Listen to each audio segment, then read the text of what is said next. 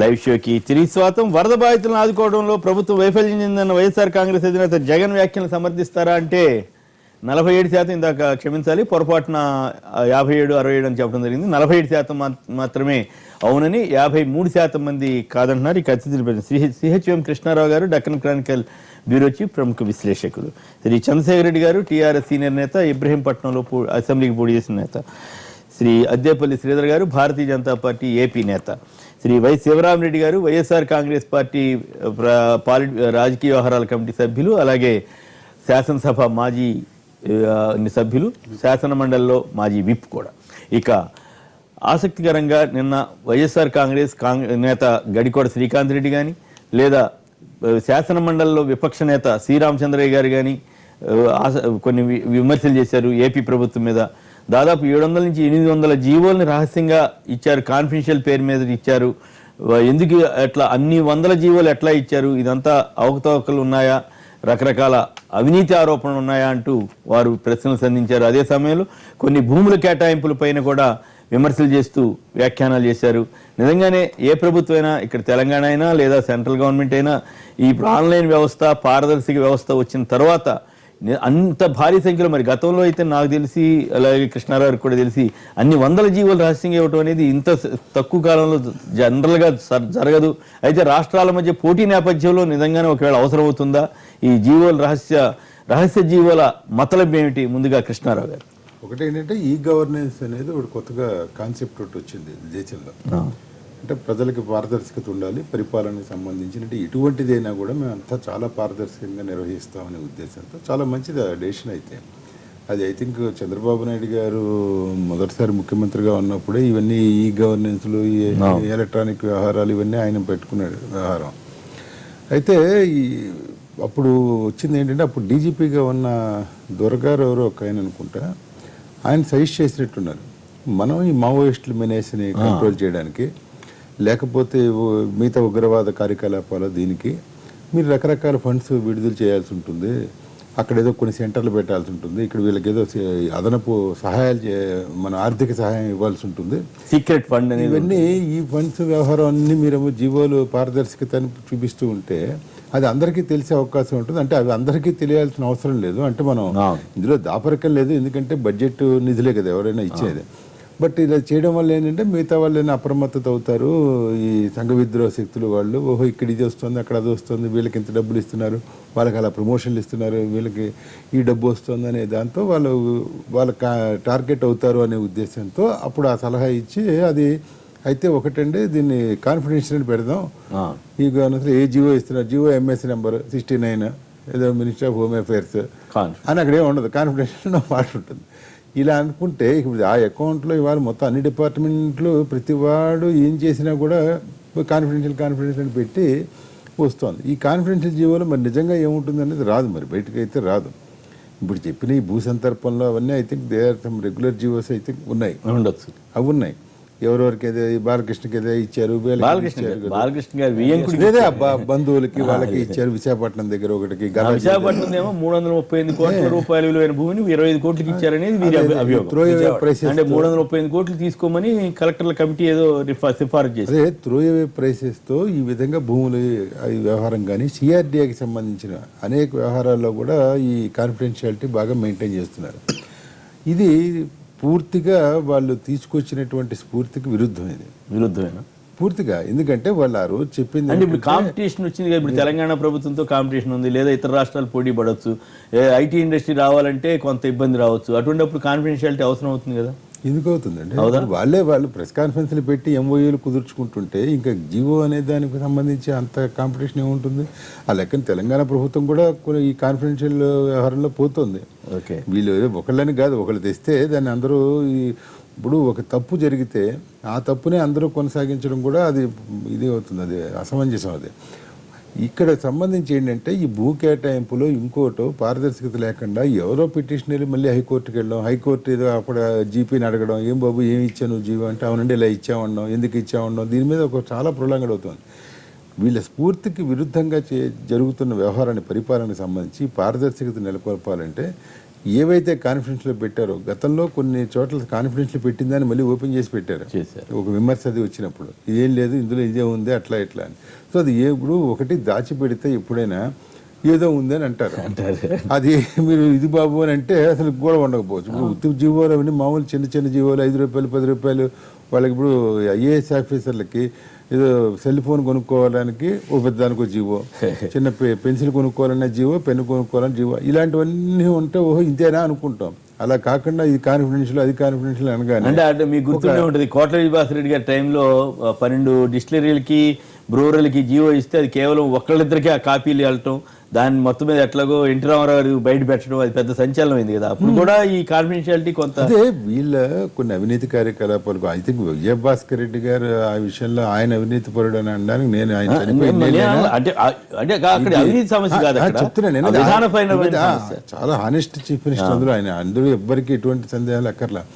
అయితే ఆ రోజు బాపిరాజు గారు కర్మూరి బాపిరాజు గారు ఎక్సైజ్ మినిస్టర్గా ఉన్నప్పుడు మేమే అప్పుడు వార్త రాసింది. ఆయన శాసనసభలో కూడా మా పేరు ప్రస్తావించాడు, వెనక్కి చూపిస్తూ ప్రెస్ గాళ్ళు వీళ్ళు పేనాలు అరిగిపోయేట్టు రాశారు, అది కలం అరిగిపోయేట్టు అది ఏదని చెప్పి కూర్చొని ఏదో చేశాడు. తర్వాత చాలా ఇచ్చారు, ఇచ్చారు అవన్నీ జరిగిపోయింది. రంగనాథన్ రెడ్డి గారి టైంలో మెడికల్ కాలేజీలు అది ఇది అన్నారు. తర్వాత వందలు ఇచ్చారు. ఇప్పుడు మండలానికి ఇంజనీరింగ్ డెవలప్మెంట్ జరిగిందన్న.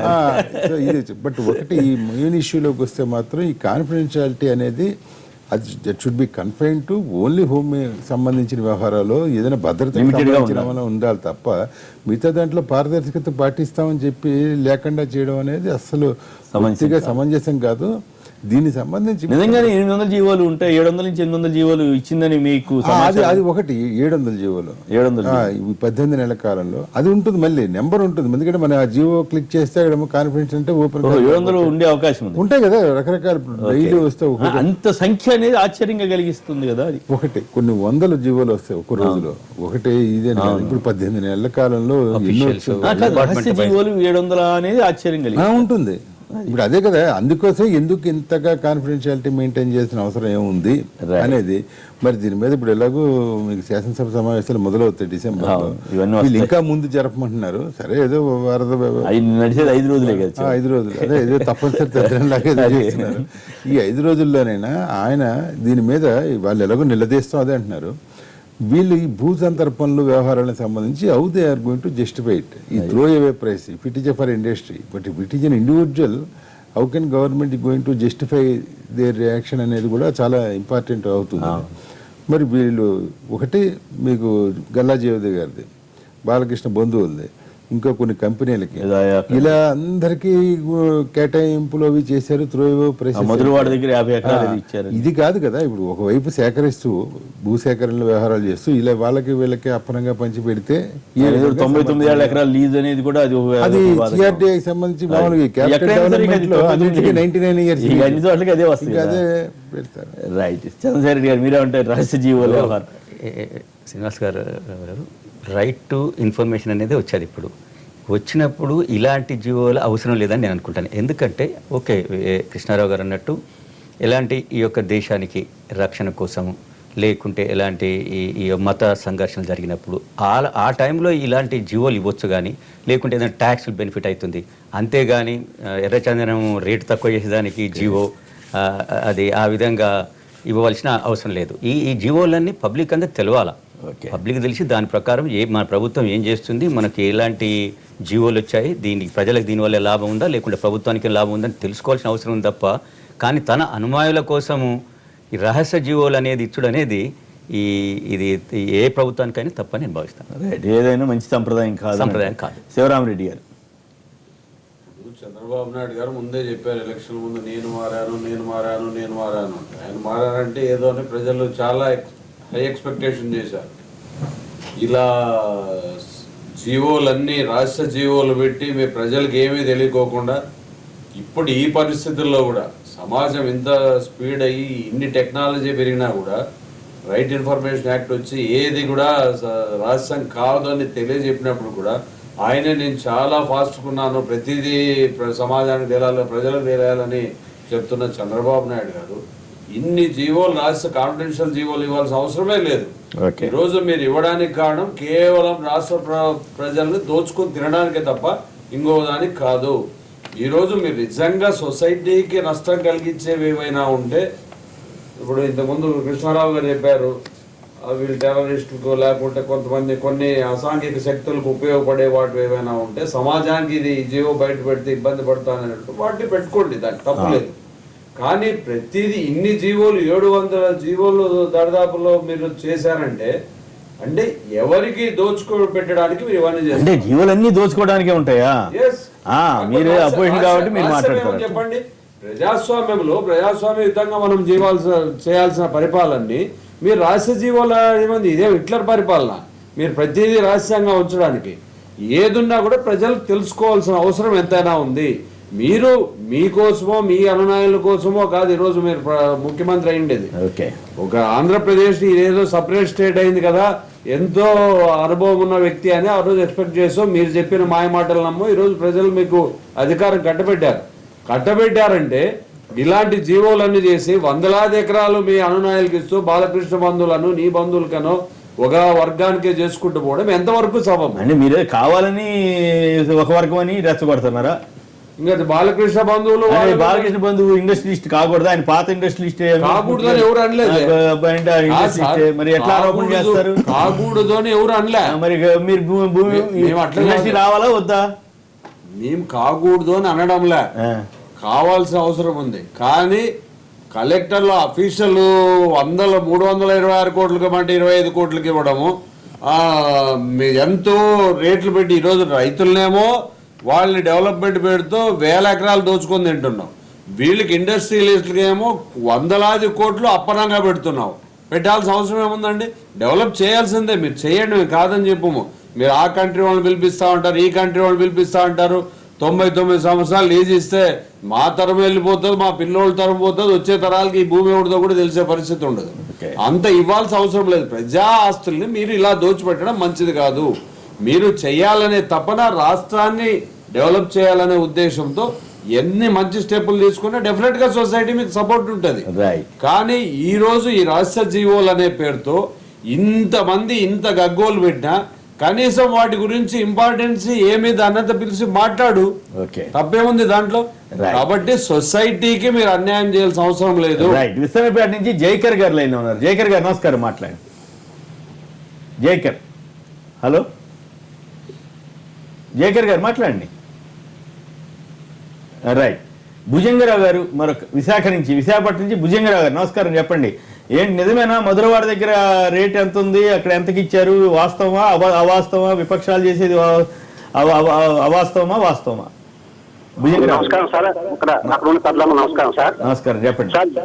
జీవుల కోసం మాట్లాడుతున్నాం సార్. ఉత్పత్తి జీవులు అని రాజశేఖర రెడ్డి గారి గవర్నమెంట్ లో ఎన్నిసార్లు అవ్వలేదు సార్. ఒక్కొక్క మంత్రి 5 years ఓల్డ్ జీవని అనే సందర్భాలు కూడా ఉన్నాయి సార్. రెండో పాయింట్, అన్ని రకమే కదా అక్కడ రూపాయికి ఇచ్చిన సంగతి కూడా ఉన్నాయి కదా సార్. ఏంటి అర్థం కావట్లేదు, కొంచెం మెల్లగా మాట్లాడండి, కొంచెం అర్థమయ్యేటట్టు మాట్లాడితే కొంచెం స్పీడ్ గా.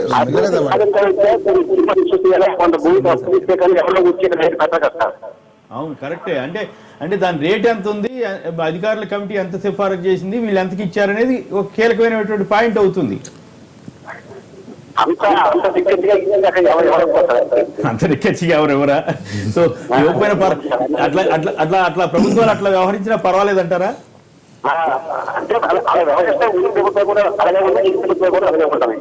అంతేనంటారు. సో మీరు నిస్పృహతో మాట్లాడుతున్నారా లేదా వాస్తవ పరిస్థితి మాట్లాడుతున్నారా అర్థం కావట్లేదు.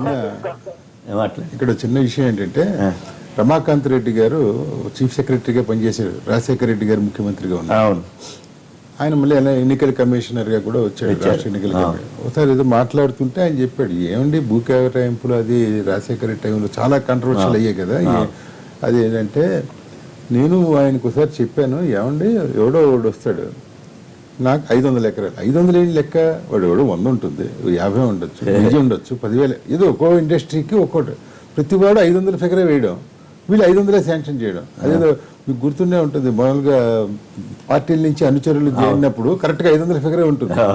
పలానా ఆయన తన 500 మంది అనుచరులతో చేరాడు, 500 అందరికి 500 ఉంటారా అసలు? సో ఈ 500 ఎకరాలు ఈ అడగడం అని ఆయన చాలా ఇచ్చారు ఈ రంగారెడ్డి జిల్లాలో అప్పుడు అలాట్మెంట్లు. ఇది ఏంటి ఇది మీరు కూడా ఆలోచించండి అని అన్నట్టు రాజశేఖర రెడ్డి గారు. ఓకే అన్నట్టు, మరి తర్వాత ఇంకేమైందో ఆయన మాట వరకు చెప్పాడు. ఒక్క నిమిషం శివరాం గారు హైదరాబాద్ నుంచి లైన్లో ఉన్నారు. శివరాం గారు నమస్కారం, మాట్లాడండి. శివరాం గారు, హలో శివరాం గారు మాట్లాడండి. రైట్, శ్రీధర్ గారు చెప్పండి. అంటే రెండు ప్రభుత్వాల గురించి చెప్తాం. రాజశేఖర రెడ్డి గారి ప్రభుత్వం ఏదైతే 10 ఏళ్ళు 9 ఏళ్ళు జరిగిందో రాజశేఖర రెడ్డి గారి ప్రభుత్వం 5 ఏళ్ళు 3 నెలలే, అంటే తర్వాత కాంగ్రెస్ ప్రభుత్వం ఎందుకంటే వారు కోరుకున్నది ఆ సంవత్సరం ఉన్నారు కాబట్టి. అంటే రాజశేఖర రెడ్డి గారు ఉన్న టైంలో జరిగింది ఏంటంటే, అంత ముందర ప్రభుత్వం ఆగాఖాన్ ఫౌండేషన్ 50 acres ఇచ్చిందండి ఫ్రీగా ఇక్కడ హైదరాబాద్ పక్క. ఇస్తే రాజశేఖర రెడ్డి ప్రభుత్వం వచ్చి ఏం చేశారంటే 50 acres వెనక్కి తీసుకుని 100 acres ఇచ్చారు ఫ్రీగా. అదొక స్కూల్ పెట్టి కాలేజ్ పెట్టి. ఇప్పుడు ఈ ప్రభుత్వం తెలంగాణ ప్రభుత్వం అది వెనక్కి తీసుకోవడానికి ఏదో ట్రై చేయడం ఏదో జరుగుతున్నది. అంటే మీరు అంతా 100 ఎకరాలు అవసరం లేదు, ప్రైమ్ గా ఉంది, ఎయిర్పోర్ట్ దగ్గర ఉన్నది. రెండోది జార్జియా టెక్ అని యూనివర్సిటీ వచ్చి పెడదామని అనుకున్నారు. వాళ్ళ అప్లికేషన్లో 50 acres అడిగారండి. అప్పుడు గవర్నమెంట్ ఏమో 100 acres ఇచ్చిందండి. అది కూడా వెనక్కి వెళ్ళింది. జగన్ రెడ్డి గారికి ఏదైతే ఫ్యాక్టరీ పెట్టుకున్నారో అది 10,000కి ముందర అలాట్ చేశారు ల్యాండ్ భారతీయ సిమెంట్స్కి. తర్వాత కొంచెం విపక్షాలు కానీ తెలుగుదేశం ప్రభుత్వం కానీ అందరూ గొడవ చేసి అది తర్వాత మళ్ళీ జగన్ గారు సరెండర్ చేసి మళ్ళీ మీటింగ్ పెట్టి రాజశేఖర రెడ్డి గారు ఎందుకు అని 1 lakh తీసుకున్నారు. కాదు, ₹1,00,000 ముందు తీసుకుని తర్వాత 3 లక్షలు ఇచ్చినట్టున్నారు కదా. ముందర 10 జమ్మలమడుగు దగ్గర 10,000కి తీసుకుని ₹50,000 అధికారుల కమిటీ సిఫార్సు చేస్తే మైనింగ్ లీజ్ కదా. అతను జగన్మోహన్ రెడ్డి అప్పుడు భారతీయ సిమెంట్స్ పేరుతో ₹1,00,000కి అంటే ఎక్సెస్ పెంచి తీసుకున్నారు. నల్లింగాయపల్లి అని కడప జిల్లా. దెన్ గాలి జనార్దన్ రెడ్డి గారికి ఏదైతే బ్రాహ్మణి స్టీల్స్ ఏదైతే ఉందో వాటర్ 3 లక్షల చొప్పున ఇచ్చినట్టు గుర్తున్నారు. అంటే ఈ జియోలని ఏవైతే నేను చెప్తున్నా ఇవన్నీ కూడా కాన్ఫిడెన్షియల్ లోనే ఉన్నాయి. ఓకే, నాకేదో పరపతి ఉంది, ఎవరినో ఒకరిద్దరు రిక్వెస్ట్ చేసిన ఆ ఇంట్రెస్ట్ మీద నేను తీసుకుని ఇవన్నీ జియోలు నేను చెప్పిన ఇంచుమించుగా గాలి జనార్దన్ రెడ్డి గారు ల్యాండ్ అలాట్మెంట్ కానీ అఫీషియల్ అనౌన్స్ చేశారు ఇది 3 లక్షలు ఇచ్చాం మేము. ఆ తర్వాత అంటే ఇన్సెంటివ్స్ అన్ని కూడా కాన్ఫిడెన్షియల్ గా ఇన్సెంటివ్స్ అని కాన్ఫిడెన్షియల్ గా ఉంచారు. ఏదైతే వాటర్ ఏదైతే ముఖ్యమైనది వాటర్ ఎయిర్పోర్ట్ ఏదైతే ఉన్నదో అది కూడా కాన్ఫిడెన్షియల్ గా ఉంచారు. ఆ తర్వాత ఇబ్బందులు వచ్చి అది ఆగిపోయింది. ఇప్పుడు చంద్రబాబు నాయుడు గారి ప్రభుత్వంలో కూడా ఇదే పందా కింద అంటే ఇప్పుడు సిఆర్డిఏ ఏదైతే విజయవాడ అమరావతి ఉన్నదో ఎన్నో కార్యక్రమాలు చేస్తున్నారు. ఖర్చు కానీ డెవలప్మెంట్ కానీ ప్రొసీజర్స్ కానీ ఏదైనా గొడవ జరిగితే ఏదైనా విషయం ప్రెస్ మీడియాలో చెప్తున్నారు కానీ అఫీషియల్ జియో బయటకు రావట్లేదు. నేను ట్రై చేస్తే కూడా ఒక 4-5 జియోలే బయటకు వచ్చినాయి అంటే నాకున్న వీలుని బట్టి. బట్ ఎన్నో జియోలు చేస్తున్నారు. అంటే ఈ విధంగా ఆర్టీఐ వచ్చి ఈ గవర్నెన్స్ అంటూ ఒక పక్కన ఫారిన్ ఇన్వెస్ట్మెంట్స్ మనం కోరుకుంటున్నప్పుడు ఈ విధమైన ప్రభుత్వం కానీ ఈ విధమైన మేనేజ్మెంట్ చేస్తే ఇబ్బంది. వారికే కాదు, వీరేం శాస్త్రం కాదు, ఈ ప్రభుత్వం శాస్త్రం కాదు. రేపు పొద్దున్న మేము వస్తాం, బీజేపీ వస్తాం.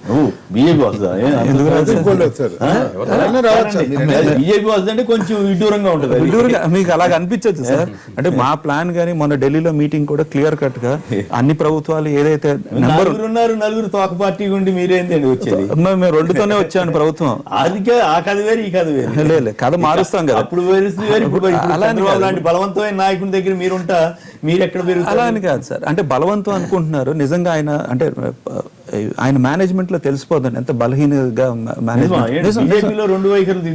అలా అని కాదండి. అంటే అలా అని కాదు. As a chief minister we respect him, as a administrator we respect him. కానీ ఏ విధంగా కార్యక్రమాలు జరుగుతున్నాయి ఏదైతే గ్రిప్ లేకుండా ఇప్పుడు 10 years జాయింట్ క్యాపిటల్ ఉన్నప్పుడు సడన్ గా అక్కడ షిఫ్ట్ అవ్వడం ఎందుకు జరిగిందో అందరికీ తెలుసు. ఇప్పుడు జేసీ దివాకర్ రెడ్డి ఆయన పార్టీలో ఉన్న వ్యక్తే, ఆయన అక్కడి నుంచి చేస్తున్నారు ఇక్కడ అని ఇబ్బంది ఉన్నది. అంటే ఈ విధంగా మేనేజ్మెంట్ అనేది కరెక్ట్ కాదు. అంటే ఇప్పుడు ప్రజలు ఇబ్బంది పడుతున్నారు.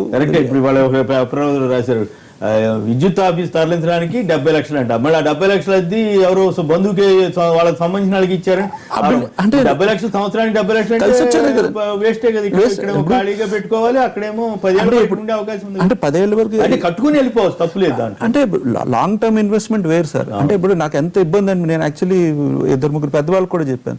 టెంపరీ అసెంబ్లీ 10 రోజుల్లో పెట్టేస్తాను అంటే అసలు నిజంగా 10 కోట్లు కాదు ఇంకా పెద్ద ఫిగర్ చెప్పారు. వెళ్ళలేదు అది. అంటే దెన్ ఇంకోటి ఏదో చేసేద్దాం టెంపరీగా, సెక్రటరీ టెంపరీగా. అంటే ఆ డబ్బులని వేస్ట్ అయిపోతాడు. అంటే దాని బదులు పేదవాడికి ఇచ్చిన వాడు బాగుపడతాడు కదా. అంటే లాంగ్ టర్మ్ ఇన్వెస్ట్మెంట్ ఏది ఉన్నదో అది చేస్తే అందరూ హర్షిస్తాడు. చిన్న విషయం చెప్తాను. జూబ్లీ హిల్స్ లో హెచ్ఆర్డి ఏదైతే హెచ్ఆర్డి మన క్యాంపస్ ఉన్నది, ప్రెమిసెస్ ఉన్నది. ఆ రోజు ఫౌండేషన్ స్టోన్ కి జూబ్లీహిల్స్ అని కొండ ప్రాంతం కాబట్టి ఫౌండేషన్ స్టోన్ వేస్తున్నారు. అప్పుడు విఐపీలు అందరూ వస్తున్నారు. మన ఆఫీసర్లు రేపు ఫౌండేషన్ అని వెంటనే అర్ధరాత్రి అడ్డంగా రోడ్ వేస్తారు, 12 అడుగుల రోడ్, 20 ప్లాట్లు అడ్డంగా వేస్తారండి. గ్రిడ్ లేఅవుట్ ప్రకారం అయితే ఇలా ఉండేది, అడ్డంగా వేస్తారు 20 ప్లాట్లు. ఒక 15 ఏళ్ళు హైకోర్టులో కేసు నడిచింది. ఎందుకంటే ప్లాట్ ఓనర్ కి ఇటుపక్క 200 గజాలు, ఇటుపక్క 300 గజాలు ఇల్లు కట్టుకోలేడు, ఆల్టర్నేట్ ఇవ్వలేరు.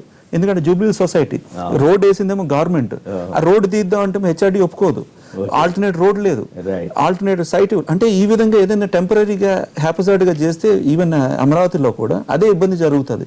మన దృష్టికి అదే తీసుకుంది. ఎవరు ప్రజలు ఏమో కోరుకోవట్లేదు ఇమీడియట్ గా అమరావతి వచ్చేయాలని. మ్యాజిక్ ఏమి ఎవరి చేతిలో లేదు, డబ్బులు లేవు. 2-3 సంవత్సరాలు పట్టని నెక్స్ట్ ప్రభుత్వం మిమ్మల్ని కదా నమ్ముకున్నది, మమ్మల్ని నమ్ముకోవడానికి ప్రకారం మీరే ఇవ్వాలి కదా. అంటే సార్ ఏదైనా అకౌంట్ లక్ష కోట్లు ఇవ్వాలా? ఏ ప్రభుత్వం లక్ష కోట్లు చూపించాలి ఆదర్శంగా. శ్రీనివాసరావు గారు చూశారు కదా, చంద్రబాబు నాయుడు గారు ఏంటి, వెంకయ్య నాయుడు గారు ఉన్నారు, మాకు 1,00,000 కోట్లు వస్తుంది ఇప్పుడు కట్టేసుకోవాలా? వెంకయ్య నాయుడు గారు ఇస్తాడా అది అంటే ఇక్కడ ఆంధ్రప్రదేశ్ గారు అంటున్నారు. ఇక్కడ తెలంగాణ ప్రభుత్వము తెలంగాణ ఇండస్ట్రియల్ పాలసీ వచ్చింది, అది మీరు చూడండి, మీరు ఇంటర్నెట్ లోనే ఉంటుంది. ఎక్కడ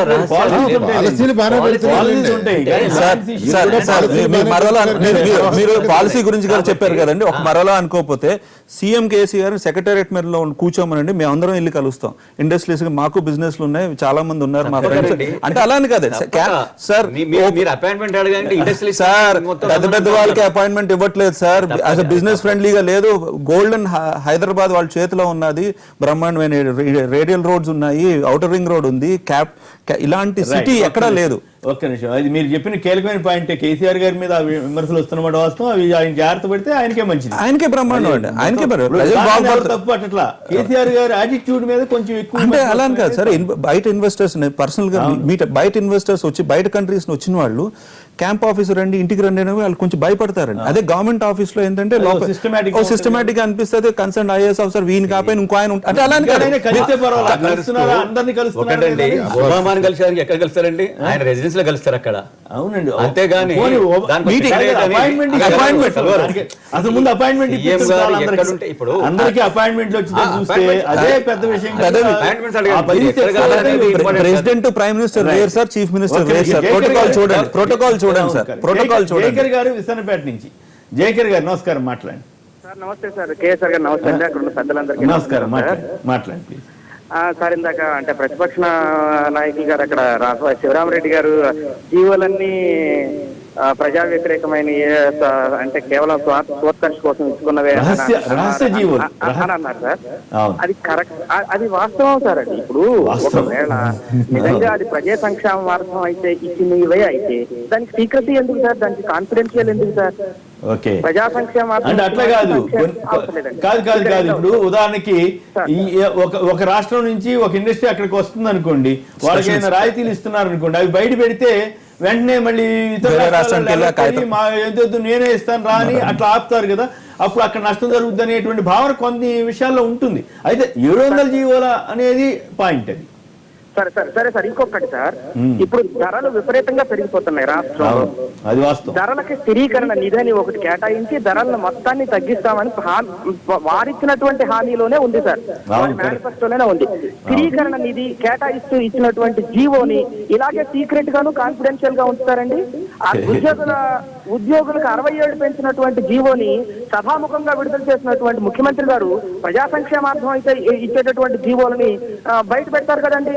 రెండోది సార్, ఎక్కడ పడితే అక్కడ ఏ జిల్లాలో అయినా సరే తెలుగుదేశం పార్టీ ఆఫీసులకు కానివ్వండి, లేకపోతే తెలుగుదేశం నాయకులకు కానివ్వండి, వాళ్ళ బామ్మర్దులకు కానివ్వండి, వియంకులకు కానివ్వండి, ఎవరికి పడితే వాళ్ళకి ఇష్టం వచ్చినట్టు ఇచ్చినటువంటి భూ సందర్పణలకు ఇచ్చినటువంటి జీవోల సంఖ్యని ప్రజలకు తెలియకుండా ఆర్టీఐ యాక్ట్ లో తీసుకురాకుండా కాన్ఫిడెన్షియల్ లో పెడితే ఈ రేపొద్దున వచ్చేటటువంటి భవిష్యత్తులకు భూమి ఎక్కడ మిగులుతుంది సార్? ఆంధ్రప్రదేశ్ లో మన ఆంధ్రప్రదేశ్ కి వన్నె తెచ్చినటువంటి ప్రముఖ కవుల వారసుల యొక్క ఇళ్లు కూడా కబ్జాలకు గురవుతున్నాయి. అంటే ఈ ప్రభుత్వం భూ కబ్జా ప్రభుత్వం, ప్రజా ప్రభుత్వం అర్థం కాని పరిస్థితిలో ఉంది సార్. మీరు ఆవేశంగా ఉన్నారు బాగా. జయకర్ గారు, మీ ఆవేశం వద్దు కానీ మీ ఆవేదన అర్థమైంది. అయితే ప్రభుత్వాలు ఇటువంటి విషయాలు పట్టించుకుంటే వాళ్ళకే శ్రేయస్కరంగా మనం భావించాలి. లోకేష్ యాదవ్ గారు ఉస్మానియా యూనివర్సిటీ నుంచి. లోకేష్ గారు నమస్కారం, మాట్లాడండి. లోకేష్ గారు నమస్కారం, మాట్లాడండి.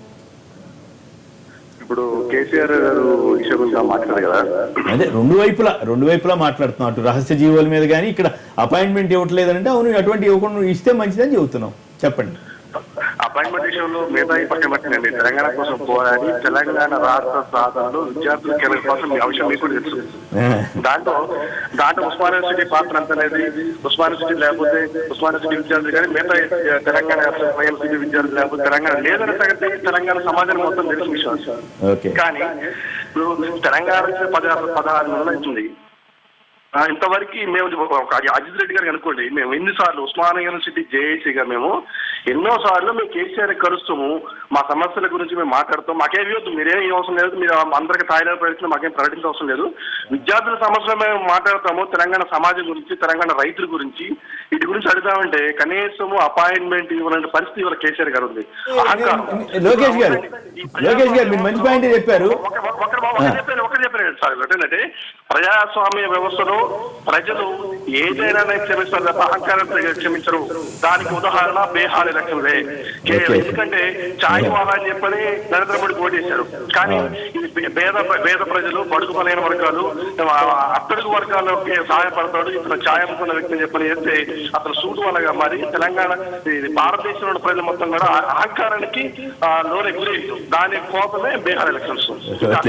అంటే బీహార్ ఎలక్షన్స్ వరకు వచ్చి చాలా పాలిటిక్స్ ఉన్నామా, ఉట్టి సూట్ వేసుకున్నది మాత్రం అలాగా జరగలేదు. చాలా విషయాలు ఉన్నాయి. ఏదో మనం మీడియాలో మాట్లాడుతున్నప్పుడు జస్ట్ లైక్ దట్ ఒక సెంటెన్స్ మాట్లాడకూడదు. అక్కడ లోకల్ పాలిటిక్స్ వేరు, అక్కడ లోకల్ రాజకీయం వేరు. ఆ రోజు బీజేపీ కొంచెం ఇబ్బంది కలిగింది, ఎందుకంటే సీఎం క్యాండిడేట్ అనౌన్స్ చేయలేదని చిన్న చిన్న ఇబ్బందులు ఉన్నాయి మేనేజ్మెంట్. మోడీ గారి అహంకారం ఉందనే పాయింట్ ఆయన చెప్తున్నాడు. లాలూకు మించిన అహంకారం ఎవరు ఉంటారు? లాలూ ప్రసాద్ లోకేష్ గారు ఒక మాట, లోకేష్ బ్రదర్ మీరు చూడండి, ఇప్పుడు ఉస్మానియా యూనివర్సిటీలో విద్యార్థులు పనిచేసిండ్రు, రైతులు పనిచేసిండ్రు, ఎంప్లాయ్మెంట్స్ పనిచేసిండ్రు, అందరూ తెలంగాణకు పనిచేసిండ్రు. ఉస్మానియా విద్యార్థులకు ఇప్పుడు ఎంప్లాయ్మెంట్ నోటిఫికేషన్స్ వస్తున్నాయి కదండి, వారికి వయసు అనేది కూడా ఎక్కువ చేశారు కదా. రెండోది ఈ ఎంప్లాయీస్ అందరికీ వారి యొక్క జీతాలు అయితే పెరిగాయి కదా. మీరు ఎక్కడ ఈ యొక్క తెలంగాణ ప్రభుత్వం తప్పడుతున్నారు చెప్పండి. మీరు బంగారం పెట్టండి ఏమనే వాళ్ళు ఇతర రోజుల్లో మీరు బంగారం పెట్టిన మాకు వద్దండి, మా హక్కర్లేండి, మా తెలంగాణ మాకేమండి అనేవాళ్ళ కాదు. అట్లాగే మనుషులకి ఒక యువ అని ఉంటుంది. అరే నేను అడిగితే కలవరా, అరే మా సీఎం మేము కలిసే అవకాశం లేదా అనే పరిస్థితి. లోకేష్ గారు ఏమంటున్నారు, విద్యార్థులకు ఏం చేశారు? ఇప్పుడు ఎంప్లాయ్మెంట్ అనేది నోటిఫికేషన్స్ వెళ్తున్నాయా వెళ్తలేవా? ఇప్పుడు ప్రతి నెల ఆల్రెడీ 10,000 జాబ్లకు ఆల్రెడీ ఎంప్లాయ్మెంట్ నోటిఫికేషన్ వెళ్ళేది. అందరూ ప్రిపేర్ అవుతున్నారు, జాబ్స్ వస్తా ఉన్నాయి. మీరు ఇంకేం కావాలి? అందరికి ఈ యొక్క ఏదైతే ఈ యొక్క పనిచేసిన వాళ్ళు తెలంగాణ ఉద్యమంలో పనిచేసిన వాళ్ళకు వయసు కూడా ఎక్కువ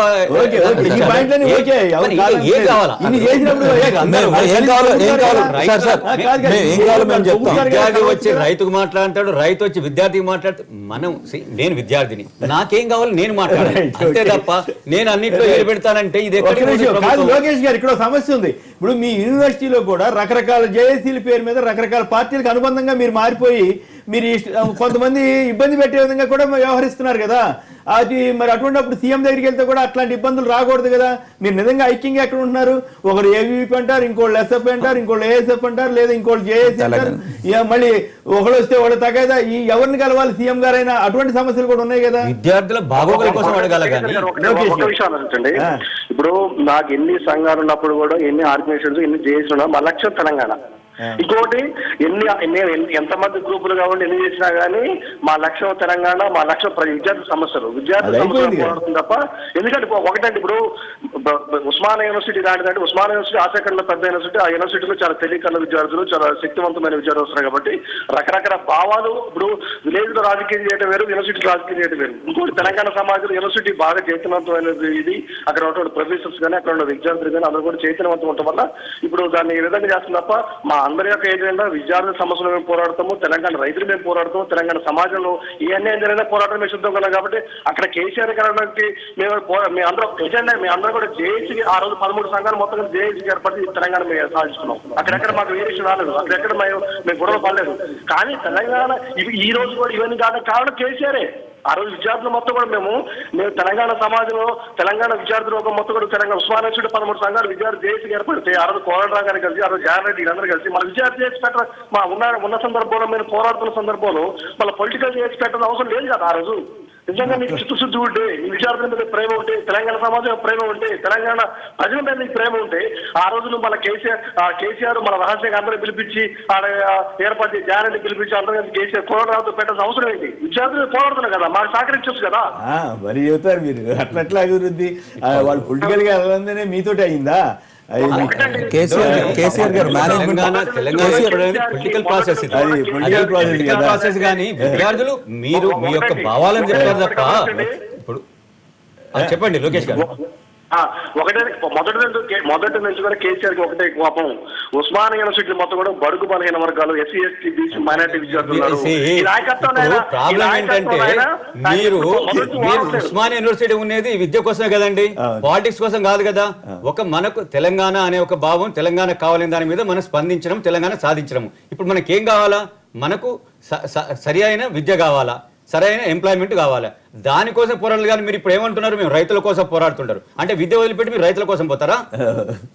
మీరు చేసే పని ఫస్ట్ మీరు ముఖ్యంగా చేయాలా, చేసినాక రైతులకు చేయాలా. అది మీ విద్య అయిపోయినాక చేయాలా పని. ఇప్పుడు కేసీఆర్ గారు మేనేజ్మెంట్ చూడండి సార్, యూనివర్సిటీ వైస్ ఛాన్సలర్స్ ని ఎవరిని అపాయింట్ చేయలేదు, పెండింగ్ పెట్టారు. ఒక వైస్ ఛాన్సలర్ క్యాస్ట్ బేస్ మీద ఎవరినైతే అపాయింట్ చేశారు, మన ఎలక్షన్ కమిషన్ ఎలక్షన్ ఒక ఎజెండాతో వేశారు, అది ఎలక్షన్ కమిషన్ నోటీస్కి వెళ్ళింది, అది పక్కన పెట్టారు. అలా కాదు, అది పెద్ద కుటుంబంకి వెళ్ళి వచ్చి ఆయన సొసైటీ తోటి ఒక డాక్టర్ అయ్యి దాంట్లో ప్రొఫెసర్ అయ్యి వచ్చాడు. అలానే కాదు, timing of the appointment, timing of the appointment, marriage చేసుకున్న ఆయన ఆ doctor, timing of the appointment అందరూ చూస్తారు సార్ ఎలక్షన్ ఉన్నప్పుడు. ఒకటి. రెండోది ఏంటంటే అదేమో టైమింగ్ అంటుండ్రి, ఇంకా చేయలేదంటుండ్రి. అదే కదా, ఇప్పుడు ఇప్పటికీ పెండింగ్ ఏ ఉన్నది కదా. ఇప్పుడు ఈ రోజు ఎందుకు చేయట్లేదు? కమిషన్ చైర్మన్ ఎవరండి ఇక్కడ? ఆయన కూడా ఉద్యమంలో చేసిన ఆయన ఒక ప్రొఫెసరు. మరి ఎలాంటి వాళ్ళని వేసిండ్రు? చక్రపాణి గారిని ఎవరైనా నో అంటారా? వారికి విద్యార్థి లోకంలో ఇక్కడ ఎలాంటి మంచి పేరు ఉన్నది. ఒక నిమిషం సార్, ఇప్పుడు కేసీఆర్ గారి స్టైల్ ఒక నిమిషం చెప్పండి. ఏదైనా ఆయన స్టైల్ ఏంటి? రియల్ గా ఈ సమాజానికి ఉపయోగపడేటోళ్ళని తీసుకురావాలనేది ఆయన శైలు. అది ఎజెండాతో చేస్తున్నారు సార్, ఆయన ఎజెండాతో చేస్తున్నారు. అది నేను అనేది. ఇప్పుడు ఒక చైర్మన్ చేసేటప్పుడు ఒక యూనివర్సిటీ, చక్రపాణి గారి గురించి, పబ్లిక్ సర్వీస్ కమిషన్ గురించి, వాటి గురించి, అపాయింట్మెంట్ గురించి మాట్లాడట్లేదు. నేను మాట్లాడలేదు, లెట్ మీ కంప్లీట్. మీరు ఒకసారి వినండి. ఆయన ఎజెండా ఏంటంటే తెలంగాణ ఆంధ్ర ఇష్యూని అలా ఇంకా కంటిన్యూ చేస్తూ, ఏదైతే ప్రెసిడెన్షియల్ ఆర్డర్ ఉండి లోకల్ నాన్ లోకల్ స్టేటస్ ఇవన్నీ ఉండగా కూడా ట్రాన్స్కోలో ఎలాగ ఏ విధంగా ఎంప్లాయ్మెంట్ అపాయింట్మెంట్స్ ఇస్తారండి.